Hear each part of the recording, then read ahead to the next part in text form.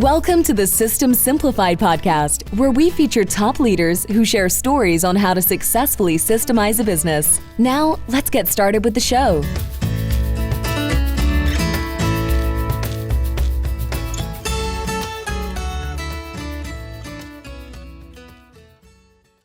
Hello, Adi Klevit here, the host of the System Simplified podcast, where I feature top founders, entrepreneurs, and thought leaders about systematizing a business. And today's episode is being brought to you by Business Success Consulting Group, where we create, document, optimize, and implement processes and procedures so businesses can grow and thrive. And today's guest is a recurring guest, and I am so happy to introduce her again, Jackie Kibler. Hi, Jackie. Hi, how are you? Doing great. It's so good to have you again. Our last conversation was awesome, and we spoke about business and how you help business using EOS to thrive and grow, and your beliefs and how do you operate. And I think that was a great episode to really get to know you, and I'm going to include it in the show notes so our listeners can listen to that one as well. Oh, that's great. Yeah, but let me also repeat the bio so the listeners know, and then we'll talk about more specific. Today, we're going to talk about team health and how you help businesses to have a better healthy teams, basically, like how to make sure that they are communicating, that they are vulnerable, that they are addressing the issues that they really need to address in order to grow. And you know, I'm all about processes, but having a healthy team is so important in order to actually be able for the business to grow. So here's the bio. So you serve as an accountability partner and trusted advisor to clients by creating alignment and fast tracking progress with their organization using EOS. So you have a strategic mindset, and I've seen that in action because I've been working with several of your clients, and you definitely, you are a strategist. You see, your strategic mindset and direct hands-on approach allow companies to get where they want to be faster and easier, resulting in unprecedented success and growth. You're driven by your passion for supporting business leaders and their teams. You're not only committed to making the process seamless and effective, but also fun. And anyone that knows you see, here's the smile, the laugh, it's definitely fun. It's not an arduous thing. It's not like, oh, this is so difficult. It's not like, hey, okay, let's get going. But you're also in their face, you're going to tell them as it is. It's not going to be sugar-coated, but that's what's needed, right? But it doesn't mean it has to be this dreaded thing. It can be fun, and I agree with you. Right. Yeah, so good. So tell us, so I think we talked about like a couple of years ago, what happened since then in terms of your career, in terms of your life? Well, last we talked, I was living in Los Angeles. I now live in Charlotte, North Carolina, to be closer to family. I'm uber excited because I am this close to being at expert level. So that's going to happen in the next few weeks. And what is an expert level? So there are 3 designations with EOS. You've got professional, which is sort of like your first year, then like up to X amount of sessions. Then you've got certified, which I've been a certified for several years, and then is expert, which is the top level that you can be. So that's after having hit 500 sessions. So I'm really excited. That is amazing. Yeah. And you work with businesses all over the US and also all kind of industries, basically industry agnostic. What are some example of businesses or industries that you work with? Well, I'll go to ones that we share first. So I do a bit with industrial manufacturers of hoses. And I also work with construction. I work with law firms. I work with, really everything from attorneys to agriculture and everything in between. Yeah, So we worked with a big commercial real estate company. Yes, I worked with Lee and Associates. I'm actually going to be doing a speaking engagement for them in 2 weeks with all of their presidents. Actually, they'll be in Charlotte, which is very nice. So yeah, that's very true. One of the most interesting ones I'm going to go see for Monday, this coming Monday, I work with a racetrack park. Yeah, Ooh. I know. And you'd think that'd be in Charlotte, but it's actually in the hills of Connecticut. Interesting. Yeah. Okay. That is so exciting. You know, we work with different industries as well. And I was just thinking about today, like how fortunate I am to do that because I'm learning so much about so many different industries. And it's very interesting because you have the common denominator of all businesses. You know, when you go to businesses, you don't need to be an expert in racetracks in order to actually teach them about business, because there is the common denominator aspect of business. Like with us, you know, when we document the processes, there is the common denominator of having processes in place. Process is one component of EOS. You deal with all of the components, but you get to learn, you get to see, and you get to see different people. But I think a common denominator of all of it as well, like we start in the beginning talking about team health. Businesses, in order to thrive, in order to grow, to be successful, they really need to have healthy teams. Yeah. Very much. Very much. When you start with a client, how often do you see a healthy team and how often do you see a dysfunctional team and anywhere in between? So, health also evolves. So if I look at someone like ARG, which we are both working with, and thank you so much for helping them as much as you are, they've always been healthy, but the way they have been able to grow together after the past few years, really identify issues, knock them out, documenting processes, rolling them out. It's everything, having that same vision. If you don't have the trust, which you get when that's like the foundational level of the five dysfunctions of a team, right? If you don't have trust, then that team health is not there. It's just not. There's a lot of people that fake it. So, and that's again, it's the foundational level, that trust. Conflict, you have to be okay with say, like you said it about me. It's like I have fun, but I'm going to tell you like it is. That is someone that will lean into the danger and say something and hopefully be able to get resolution to whatever that conflict is, right? Yeah. So those are the foundational components. Interestingly, the top of the pyramid for five dysfunctions of a team is results. And I always say this to the companies that I work with when we're doing their annual planning and we do have team health baked in, or I'm talking about LMA, which is leading, managing, and accountability, and how to communicate better, what type of quarterly conversations you have. The results, you can obtain results without having any of the accountability, any of the trust. You can get there. Burnout is going to be bad. Retention is going to be bad. Backstabbing is going to happen a lot. Not playing in the sandbox well. Not really having an idea outside of your silo of what's happening in the organization also will be abundant. So these are things which you fall into this and what you do, because if I am not accountable or I can't commit or I don't like conflict or I don't trust, I'm going to want tribal knowledge for me, my job, my team. I am not going to want to document processes, because what can happen with that, if you're looking at it from a team health perspective, is if I document this, that means if I go that you might be trying to get rid of me.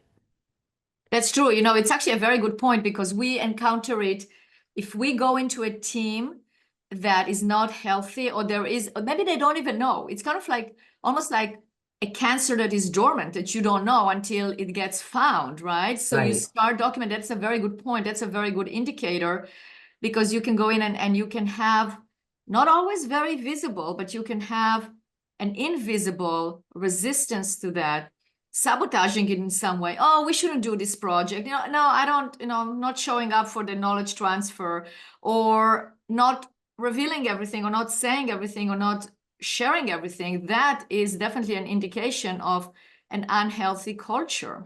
Right, right. You just nailed it. And that's why I said it ties in very much to what you do. Mhm. If I'm working with a team that we know there has to be processes documented and no, they're not willing to help, it would be very difficult for me to introduce you to them because Correct. you're not going to be, you won't be successful. Um, But the same applies to you. I mean, like, let's say you go into it and you have a team that is not healthy and you have somebody there that is not willing to change. I mean, how can you even create a vision together, right? I mean, how can you get traction? It can't happen because you have somebody that is blocking, yes, actively blocking the actions. yes. Well, and there are times when people talk about, like, usually they know if there's somebody that's not carrying their weight or they don't want to be a part of the team or the culture. And there are lots of companies where the CEO knows this and is not yet willing to make a change because they're afraid of the repercussions of letting that wrong person, whether they're in the right seat or not. I mean, we're talking about culture, so that's a right, wrong person or right person. But a lot of times they're afraid to do something because they're just afraid of what they're afraid of the unknown.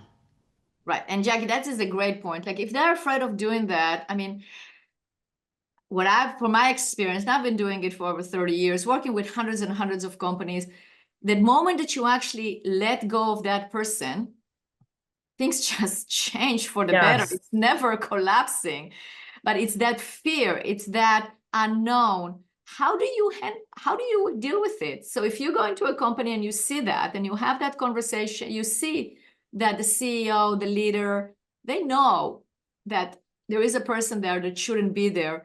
How do you get them to see that that is not a good fit? I'm just going to go back to what you said in the beginning. I very much tell it like it is. And there are organizations, I was at one this week, um, on Monday, that, I mean, we had two conversations and then there was a change. With others, you can talk to somebody and they may continue to make excuses. They may say, yeah, I know, but there's usually a but or however. And then when that person actually leaves, so there's a company in Salt Lake City that I work with, and there was a gentleman who just you could culturally different than everybody else on that leadership team. Within 12 months, that person self-selected out. But the status quo is what they know. Right. And so you can talk about it and talk about it and talk about it and talk about it. And sometimes people will do something, sometimes you can't. And the cool thing about what I do is I can share what I see externally. I'm not in charge of the decision. It's true. But that is why it's so important to work with people like you or work with you because it's sometimes hard when you're just in there. It's hard to make that decision. It's hard to see that. And you might also get pushback internally. So that's where you come in and you give them that push from the outside as well.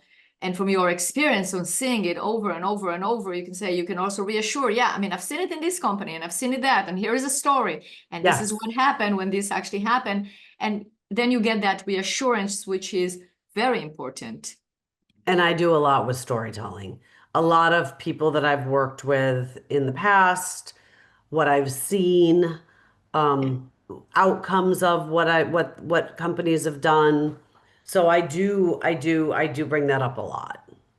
Yeah, so tell me a story of something that you're really proud of a change that you created in a company through your coaching and your guidance. Beautiful. I've got two actually, if it's okay. Absolutely. One, because we were talking about team health, and I worked in Orange County, California, with this company that does PR and marketing.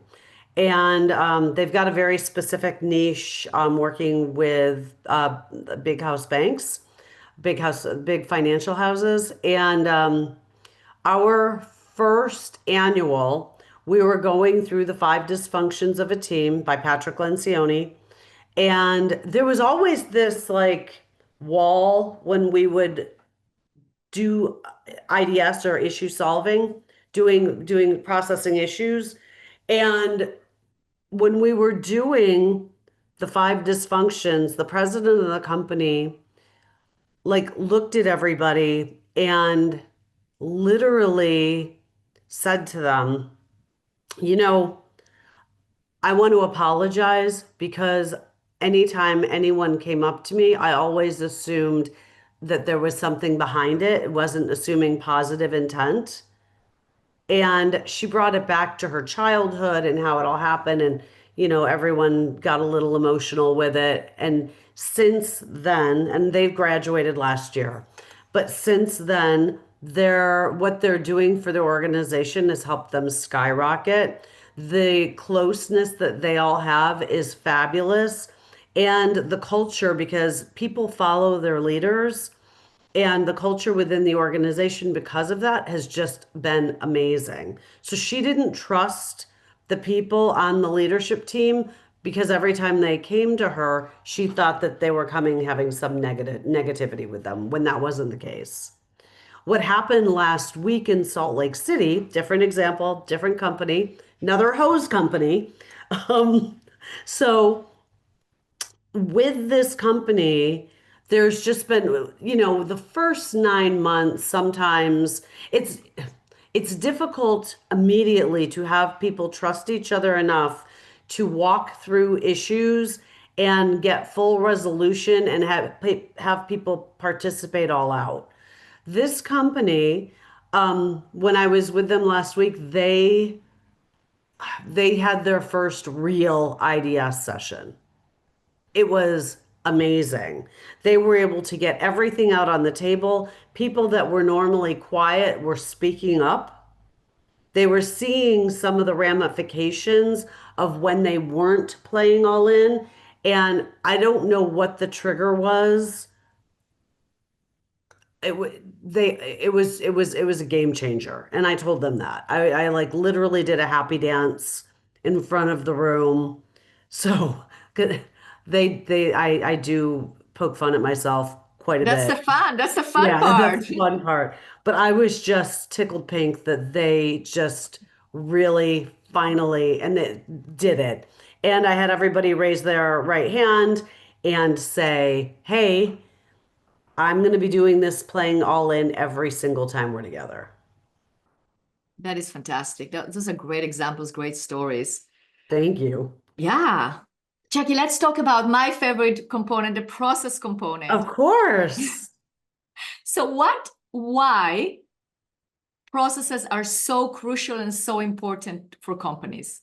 So, what I always say to people is with process, it helps you to systemize the organization to put stability in for foundational growth, which will ensure their trajectory.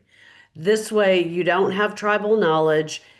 I can teach you something and then you can follow up with it, or vice versa, and we're teaching it the same way. One of the things that happens with some companies is they say they want to incorporate process, and then it's almost like when they're putting it as goals and rocks, they get really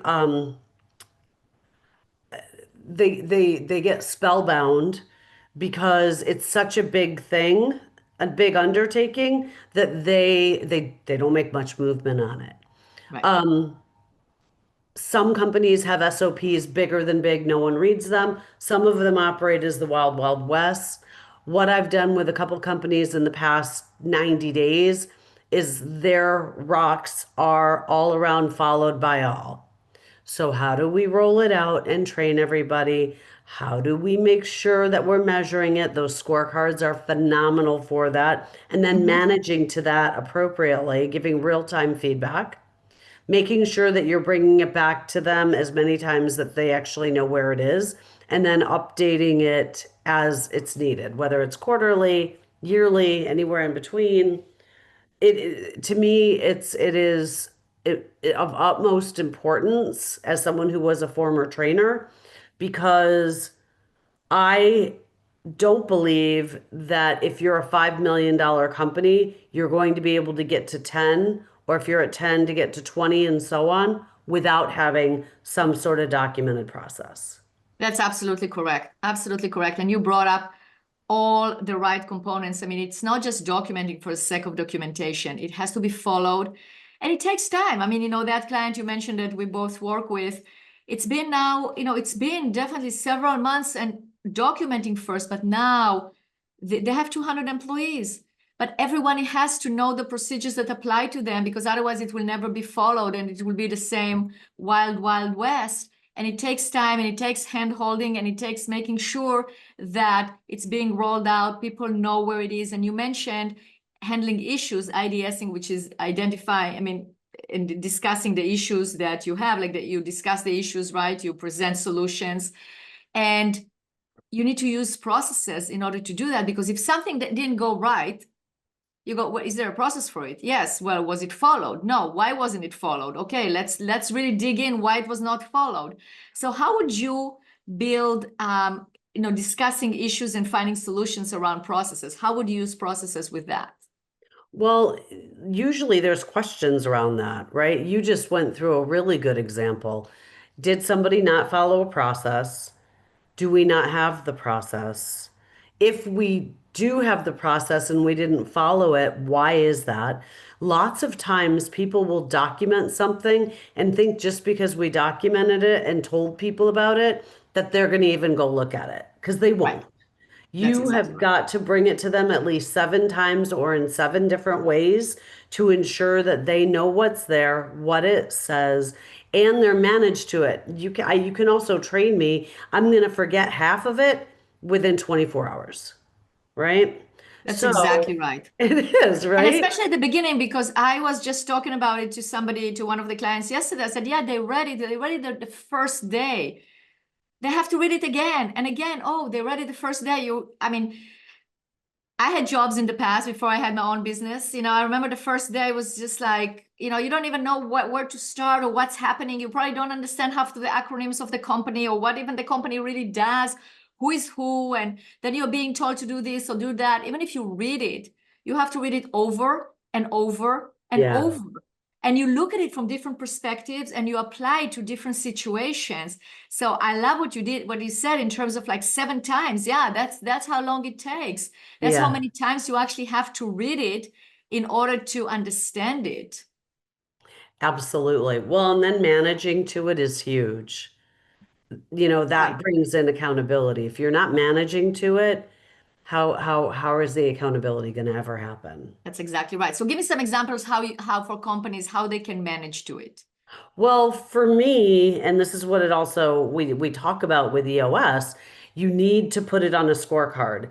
I don't even care if it's like adherence at 100% for your team, or how many discrepancies on your team. But having that weekly level 10 meeting, where, if it's a department of D10, it is making sure that if I'm not getting what I need to get at, whether it's adherence or how many discrepancies, what are we doing about it? And it's always a top-down thing. Senior leadership holding mid-managers accountable, mid-managers holding their frontline accountable, and having that on, it might be on multiple scorecards if it's some huge initiative that impacts a whole bunch of people. So you're managing to what is getting measured, and what gets measured gets done. Absolutely. So true. Yeah. Jackie, if people want to get a hold of you, they want to know more, they want to reach out, how can they do that? So my email is probably best. It's jackie.kibler@eosworldwide.com. Excellent. And you're also very active on LinkedIn, so they can go on LinkedIn as That's well true. and see you and all the podcasts you're part of. And of course, we are going to include all of that in the show notes and promote this one, but that's the best way. It's email or LinkedIn, right? Yes, yes, please. Absolutely. Well, it's been a pleasure having you again, and you're probably going to be a recurring guest because we can talk for hours, and there are We so totally many other topics we can explore within what you do with clients. So for this one, we talked about team health and utilizing your scorecard to see that people are actually doing what they're supposed to be doing, which I think is super, super relevant, and that's what needs to be done. So thank you again for being a guest. It was Thank you for a pleasure. having me. Yeah.